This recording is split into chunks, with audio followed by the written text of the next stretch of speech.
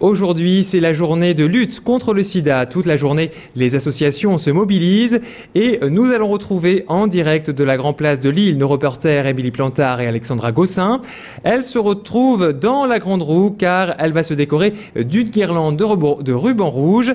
Attention, les conditions de transmission sont peut-être un peu difficiles, mais Grand Lille TV teste ses moyens de direct en mouvement depuis la Grande Roue. On retrouve donc nos reporters Émilie Plantard et Alexandra Gossin.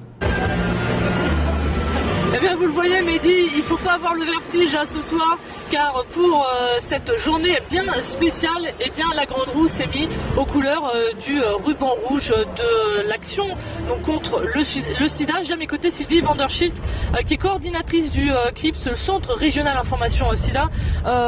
Bonsoir Sylvie. Bonsoir. Une petite question, déjà, pourquoi ce symbole assez fort ce soir sur la Grande Roue?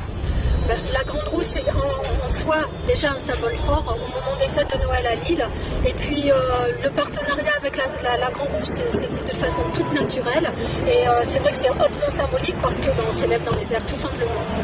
Alors, quelles sont les actions locales que vous faites, que font votre association? Alors en fait là, je m'exprime au nom d'un collectif associatif. Nous sommes une quinzaine d'associations et d'institutions représentant cette association.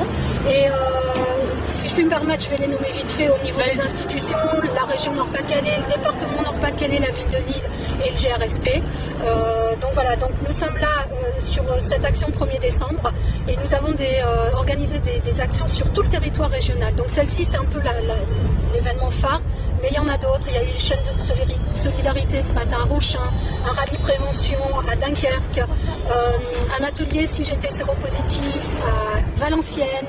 Enfin, il y a eu des choses sur toute la région Nord-Pas-de-Calais en fait et bien d'autres puisque le 1er décembre, on le sait, c'est aujourd'hui, mais les actions en lien avec le 1er décembre, ça va continuer pour le collectif jusqu'au 12 décembre. Alors des chiffres sont sortis aujourd'hui, 40 000 personnes en France ignorent qu'elles sont contaminées par le sida. Ça vous fait peur? Oui, forcément, parce que si l'on ne se sait pas dépister, enfin si on ne sait pas séropositif, on n'aura pas les comportements de prévention adaptés et ça c'est important de savoir en fait. Et comment expliquer que cette maladie est encore finalement tabou et comment expliquer que le préservatif finalement est moins utilisé? Le sida reste quelque chose de tabou parce que ça a trait à la sexualité. On sait très bien que tout ce qui a trait à l'intime, c'est pas quelque chose dont on va parler comme ça en public. Et puis le préservatif, c'est vrai, on sait, mais ça suffit pas parce que le yaka faucon préservatif, en fait, finalement, c'est avec la tête qu'on le sait. Mais au moment de la situation, c'est les sens qui résonnent. Et quelquefois, on n'a pas toujours la possibilité aussi et la capacité à négocier ce préservatif avec sa partenaire. Les personnes les plus touchées aujourd'hui, c'est les nouvelles générations?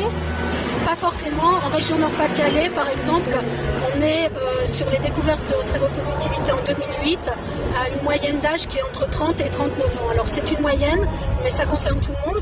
Comme le nom l'indique, une moyenne, ça veut dire que ça concerne autant les jeunes que les plus âgés. Au niveau national, c'est pareil. On est dans une moyenne d'âge de 30-39 ans sur la moyenne découverte séropositivité 2008. Merci beaucoup Sylvie Vanderschild.